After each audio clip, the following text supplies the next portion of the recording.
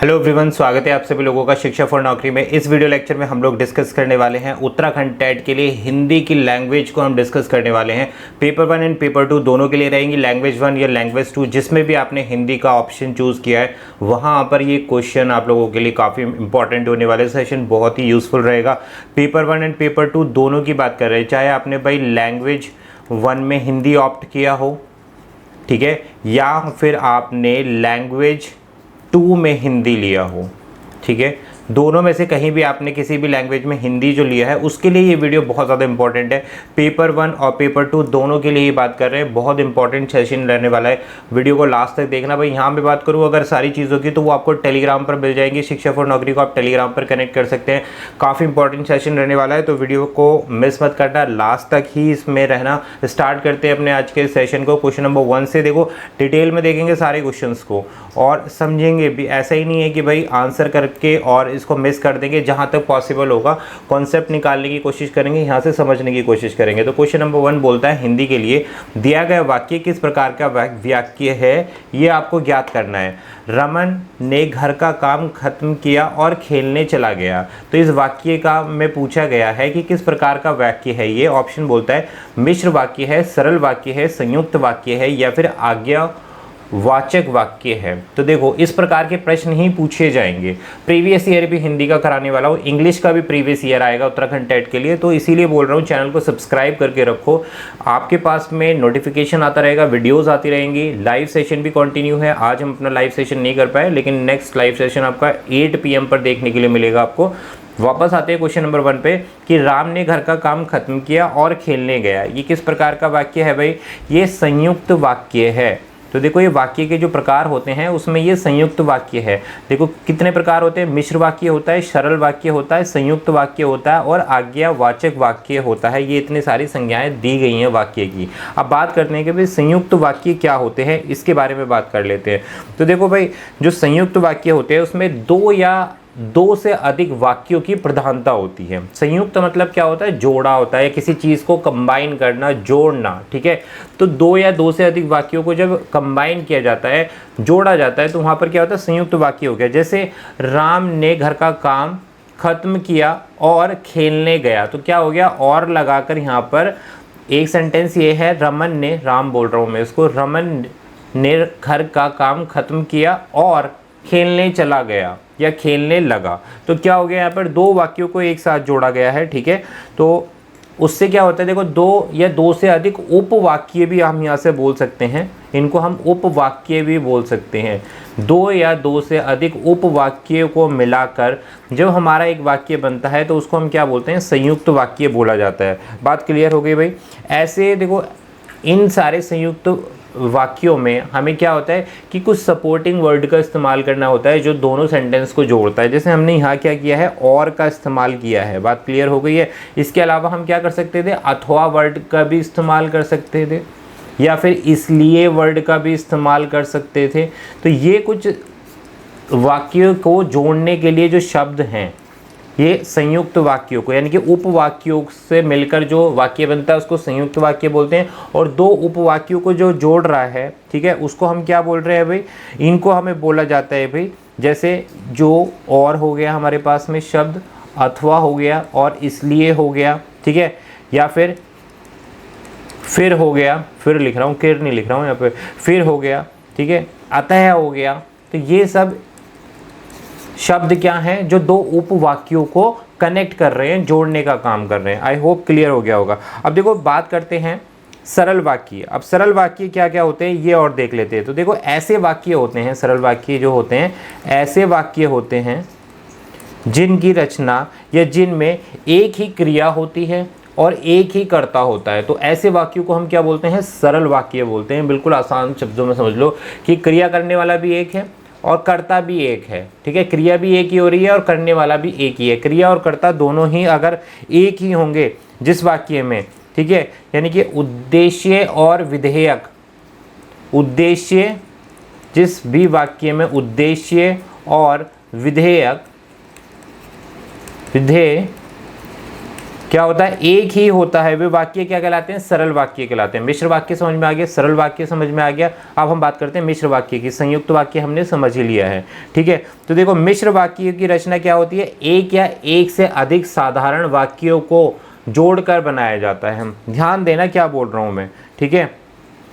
एक या मिश्र वाक्य का मतलब क्या होता है, एक या एक से अधिक सरल वाक्यों को जब जोड़कर बनाया जाता है उसको हम मिश्र कहते हैं। क्लियर हो गई बात। इनकी रचना कैसे होगी, एक या एक से अधिक सरल वाक्य हो गए या फिर आप बोल सकते हो साधारण वाक्य हो गए, इनको मिलाएंगे तब आपका क्या बनता है भाई, तब आपका मिश्र वाक्य बनता है। तो ऑप्शन नंबर ए जरा मिश्र वाक्य को डिफाइन करेगा। राइट आंसर क्या है यहाँ पर हमारे पास राइट आंसर संयुक्त वाक्य। काफ़ी हमने डिटेल कर लिया इसकी, कोई भी डाउट रह जाए तो कमेंट लीव कर देना भाई।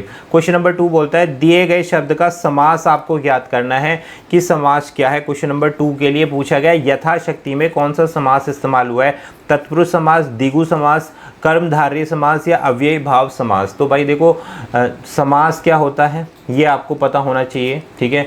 अगर आप इसकी थ्योरी चैप्टर चाहते हो तो कमेंट कर देना भाई, कमेंट कर देना कि हाँ जी हमें समास के लिए थ्योरी चैप्टर चाहिए। क्या होते हैं समास, कितने प्रकार के समास होते हैं, क्या क्या इनके नियम होते हैं, तो वो डिटेल में अगर आपको वीडियो चाहिए तो आप कमेंट कर दो हाँ भाई इस समास के लिए हमें थ्योरी चैप्टर चाहिए। तो उसके बाद हम डिस्कस कर लेंगे। फिलहाल वापस आते हैं, यथाशक्ति में किस प्रकार का समास है ये यहाँ पर पूछा गया है, ठीक है। तो यथाशक्ति में का समास क्या होगा, जैसे यथाशक्ति को अगर हम करें यानी कि शक्ति के अनुसार क्या कहलाता है, यथाशक्ति कहलाता है। और इसमें कौन सा समास है भाई, तत्पुरुष है, द्विगु समास है, कर्मधारय है या अव्ययी भाव है। तो राइट आंसर है यहाँ पर ऑप्शन नंबर डी, यहाँ पर अव्ययी भाव समास है। क्लियर हो गई बात। और अव्ययी भाव समास क्या होता है भाई ये और समझ लेते हैं हम लोग। तो देखो अव्ययी भाव समास, पहले तो आपको ये पता होना चाहिए भाई इस अव्ययी भाव में घुसने से पहले कि समास होता क्या है, ठीक है। समास को अगर हम डिफाइन करें तो किसी भी चीज़ का संक्षिप्तीकरण यानी कि शॉर्ट में कर देना, किसी भी चीज़ को छोटा कर देना, संक्षिप्त कर देना, उसी को हम क्या बोलते हैं भाई, समास कहा जाता है, ठीक है। या फिर बोल सकते हैं जब दो से अधिक शब्दों, लिख देता हूँ मैं, जब दो या फिर प्लस कर देता हूँ, दो से अधिक शब्दों से मिलाकर जो नया और छोटा शब्द बनता है उसको हम क्या बोलते हैं भाई, दो या दो से अधिक शब्दों को मिलाकर जब नया और छोटा शब्द बनेगा, एक तो कैसा होगा, न्यू फॉर्मेशन हो गई, नई रचना हो गई ना।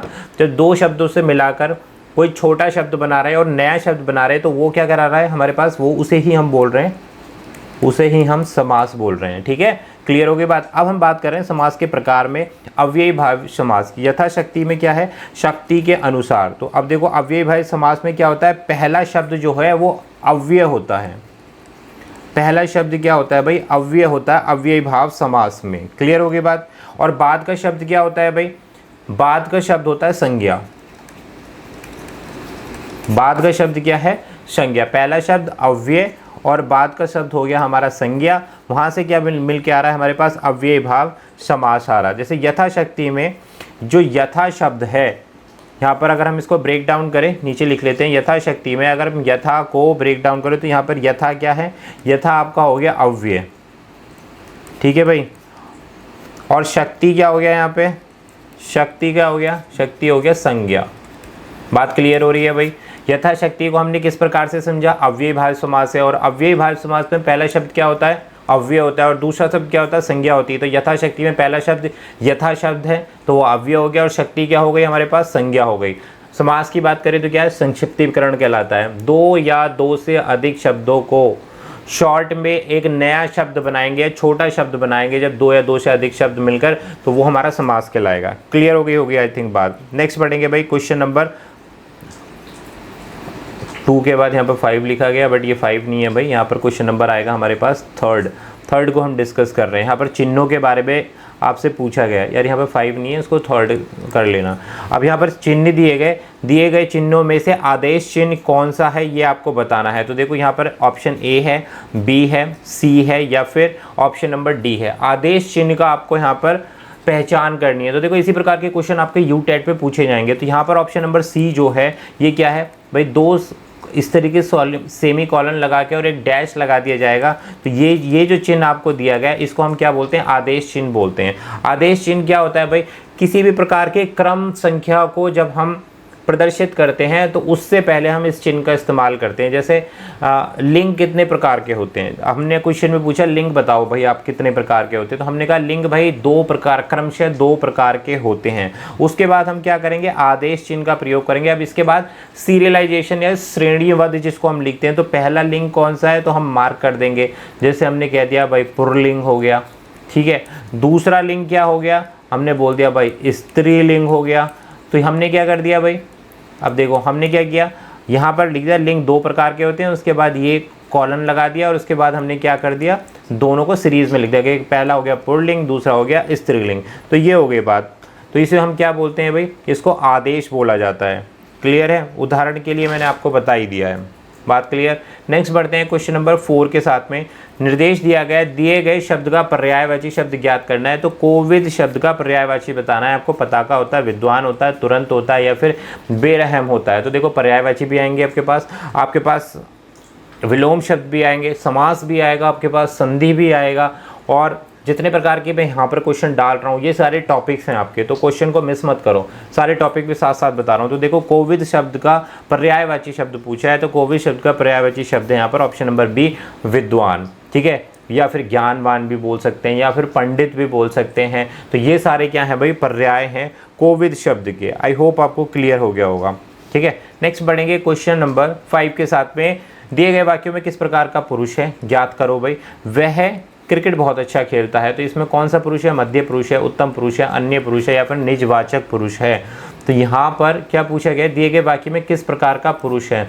तो वह जो शब्द है ना वो आपको बताना। देखो यहाँ पर मध्यम पुरुष, उत्तम पुरुष और अन्य पुरुष ये क्या है, ये प्रकार हैं भाई, ये प्रकार दिए गए हैं यहाँ पर। तो अब आपको समझना होगा कि मध्य पुरुष क्या होता है, उत्तम पुरुष क्या होता है, अन्य पुरुष क्या होता है, तभी तो आप आंसर कर पाओगे किसी भी सेंटेंस के लिए।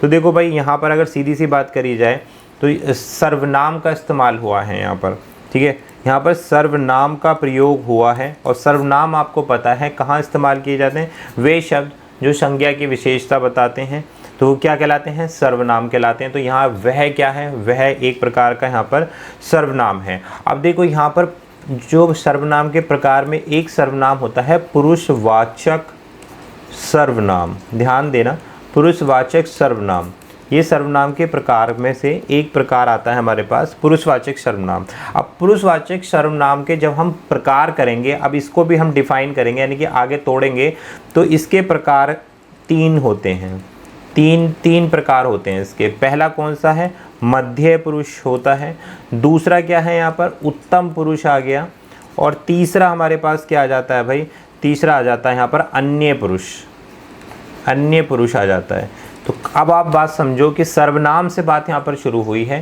ठीक है। अब सर्वनाम के जो प्रकार में से एक प्रकार होता है पुरुषवाचक सर्वनाम। पुरुषवाचक सर्वनाम को फर्दर 3 पार्ट्स में डिवाइड किया गया है, कौन सा, मध्य पुरुष, उत्तम पुरुष और अन्य पुरुष। तो यहाँ पूछा गया वह क्रिकेट बहुत अच्छा खेलता है, तो वह क्या है यहाँ पर, वह एक प्रकार का क्या है, अन्य पुरुष है। तो option number C is the right answer.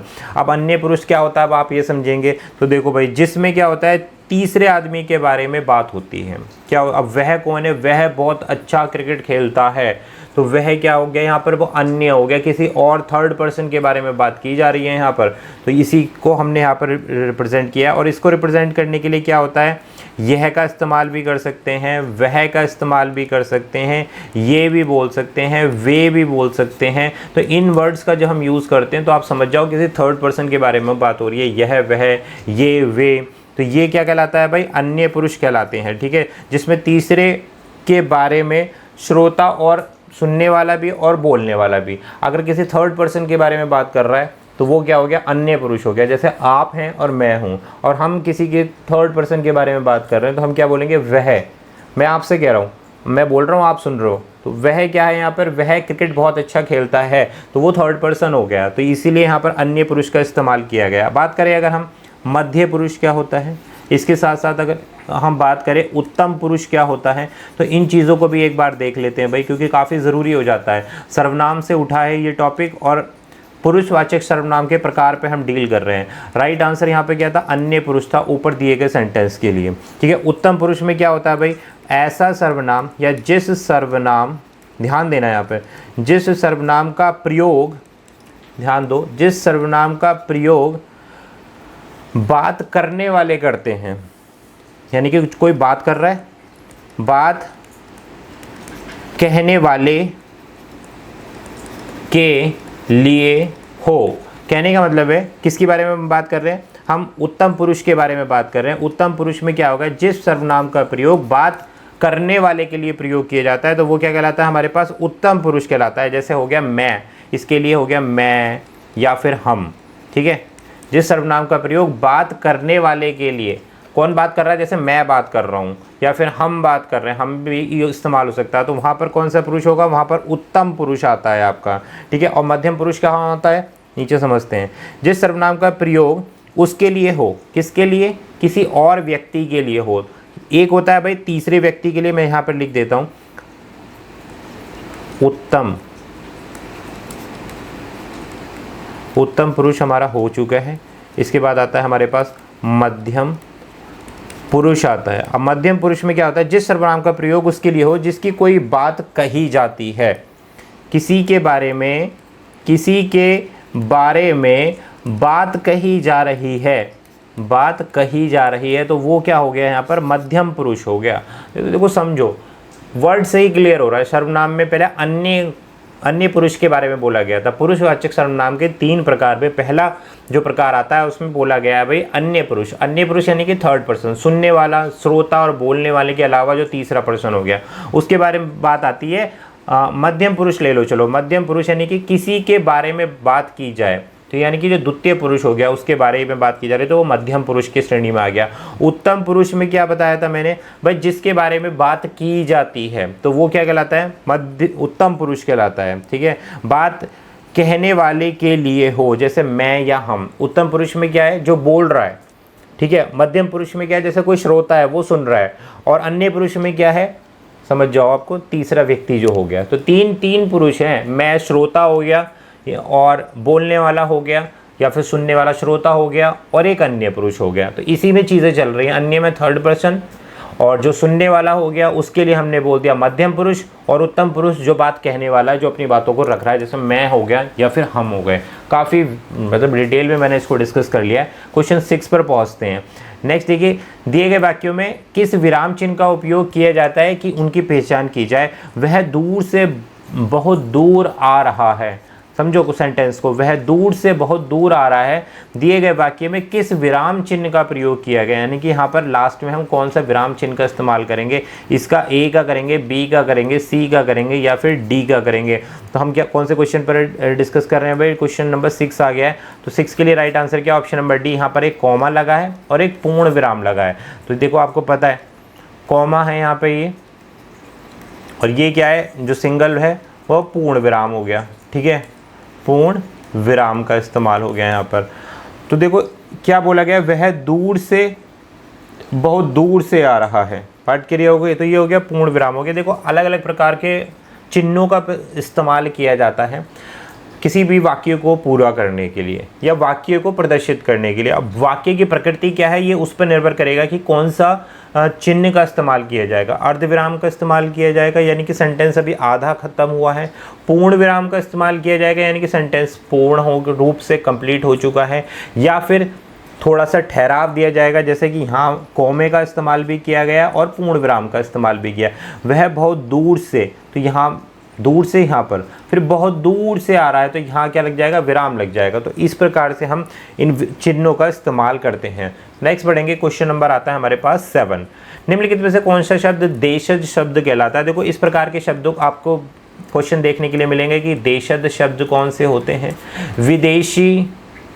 विदेशी शब्द कौन से होते हैं, संकर शब्द कौन से होते हैं। तो काफ़ी ये इस प्रकार के क्वेश्चन आपसे पूछे जाते हैं। तो यहाँ पूछा गया अमीर, खिचड़ी, उम्र, अक्ल, इन चारों में से देशज देशज शब्द कौन सा है, मतलब जो स्थानीय भाषा में इस्तेमाल किया जाता है, मतलब जिनकी उत्पत्ति का हमें पता नहीं लेकिन स्थानीय भाषा या फिर क्षेत्रीय भाषा में इन शब्दों का इस्तेमाल किया जाता है, तो उन्हें क्या हम बोलते हैं, देशज शब्द बोलते हैं। तो इसमें राइट आंसर क्या है, ऑप्शन नंबर बी जो है खिचड़ी क्या है, एक प्रकार का देशज शब्द है या देशी शब्द है, आप ऐसे कह सकते हो। और भी बहुत प्रकार के शब्द होते हैं, जैसे अमीर हो गया, उम्र हो गया, अक्ल हो गई, फॉर एग्जाम्पल बता रहा हूँ। तो अगर इनको हम कैटेगराइज करें, इनको विभिन्न प्रकार के शब्दों में अगर हम डिवाइड करें, जैसे देशज शब्द कौन से हैं, जो सामान्य भाषा में, देशी भाषा में या फिर क्षेत्रीय भाषा में, प्रांतीय भाषा में इस्तेमाल होते हैं। ओके, नेक्स्ट होता है कि दूसरे लैंग्वेज से हमने, यानी कि दूसरी भाषा से शब्दों को अपनी भाषा में मिला लिया है, तो उनको अब क्या बोलते हैं, उन शब्दों को हम क्या बोलते हैं, विदेशज शब्द बोलते हैं। यहाँ पर शब्दों से ही क्या बनता है, वाक्य बनता है। तो कहाँ से, जैसे हमने दूसरे कंट्री से ले लिया, किसी भी हो सकता है कि वो अरबी शब्द हो। अब जैसे यहाँ पर अमीर है, तो अमीर किस प्रकार का शब्द है, अरबी शब्द है भाई, ठीक है। उम्र किस प्रकार का शब्द है, ये भी अरबी शब्द है। अक्ल किस प्रकार का शब्द है, ये भी अरबी शब्द है। क्लियर हो गई। इसके अलावा क्या क्या होते हैं, फारसी भी होते हैं, तुर्की शब्द भी होते हैं, यानी कि जो तुर्की भाषा से लिए गए, जो फारसी भाषा से लिए गए, और अंग्रेजी भाषा से भी बहुत सारे शब्द लिए गए, पुर्तगाली भाषा से भी लिए गए हमारी भाषा के अंतर्गत। तो ये कुछ शब्द हैं जो जिन्हें हम डेली बेसिस पे यूज़ करते हैं, लेकिन हमें पता नहीं होता ये शब्दों की उत्पत्ति कहाँ से हुई है। तो जिन शब्दों की उत्पत्ति जैसे बाहरी दूसरी कंट्रीज से हुई है, तो उनको विदेशी शब्द कह दिया, और जो हम लोकल लैंग्वेज में यूज़ करते हैं तो वो देशज शब्द हो गए, जैसे यहाँ पर खिचड़ी हो गया। नेक्स्ट क्वेश्चन नंबर 8, दिए गए वाक्यों का सार्थक शब्द ज्ञात कीजिए। एक भाषा के विचारों को दूसरी भाषा में व्यक्त करना क्या कहलाता है, अन्योदर कहलाता है, अनुवाद कहलाता है, अनुवादक कहलाता है, या अनाहूत कहलाता है। बहुत अच्छा क्वेश्चन है भाई। एक भाषा के विचार को दूसरी भाषा में व्यक्त करना क्या कहलाएगा, तो राइट आंसर क्या है यहाँ पर, अनुवाद कहलाएगा। कि भाई ट्रांसलेशन हो गया, कि एक भाषा के विचारों को दूसरी भाषा में हमने कन्वर्ट करके बता दिया, तो उसको हम क्या बोलते हैं, ट्रांसलेट बोल देते हैं, या फिर ऑप्शन नंबर बी हिंदी में अनुवाद कहते हैं।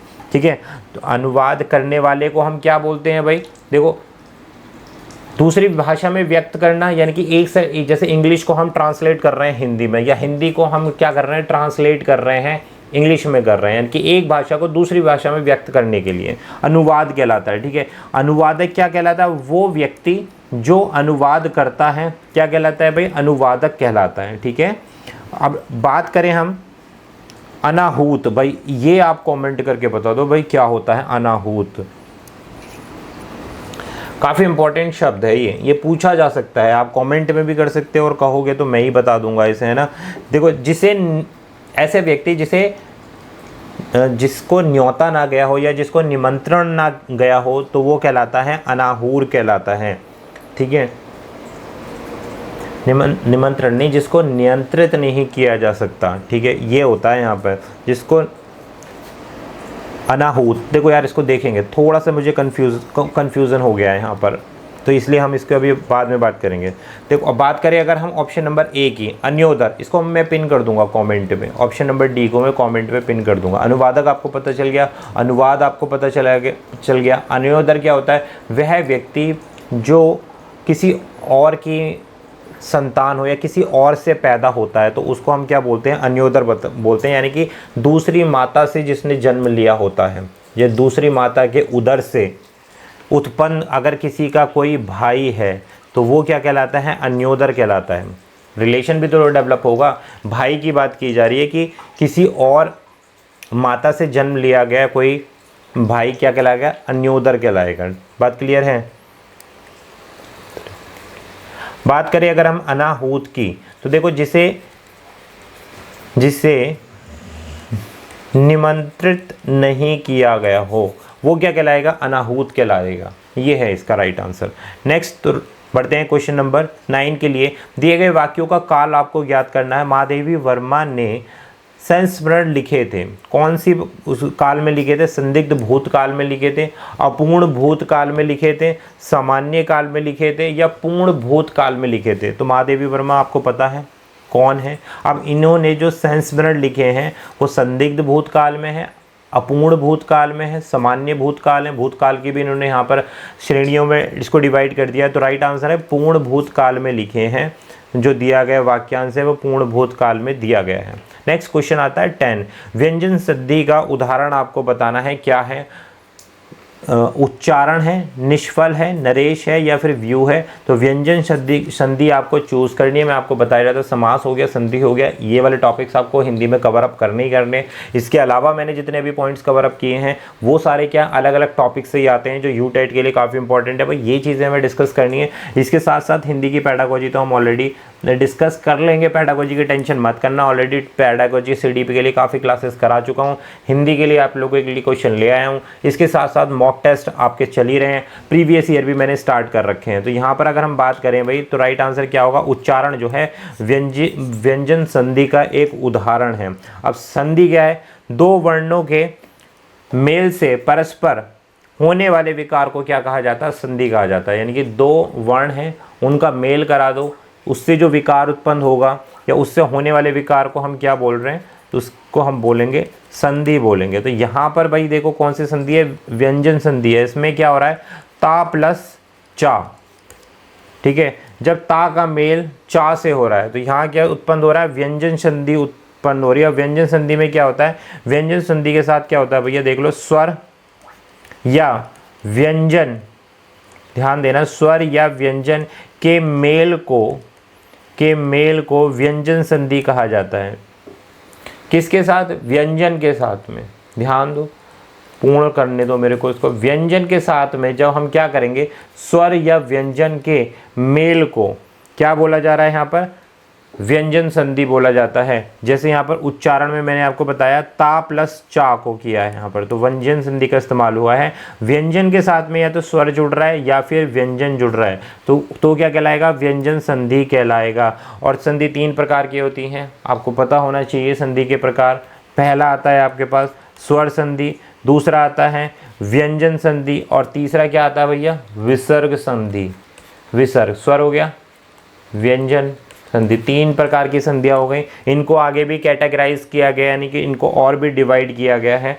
तो फिलहाल अभी हम यहीं तक ही सीमित रहते हैं। हमने व्यंजन को देखा, व्यंजन का स्वर या व्यंजन के साथ में मेल को व्यंजन संधि कहा जाता है। तो ए इसका राइट आंसर है। तो भाई ये इंपॉर्टेंट 10 क्वेश्चंस थे आज के सेशन में। आई होप आपको एक्सप्लेनेशन के साथ में समझ आए होंगे। समझ आए हैं तो यार सेशन को लाइक कर दो और एक कॉमेंट लीव कर दो अगर कुछ भी समझ में नहीं आया हो। काफ़ी टाइम लगता है सारे क्वेश्चन को रेडी करने के लिए। मिलेंगे आपसे एक और नई वीडियो में। Thank you for watching. Description में सारे लिंक दिए, चेकआउट कर सकते हैं। Thank you very much.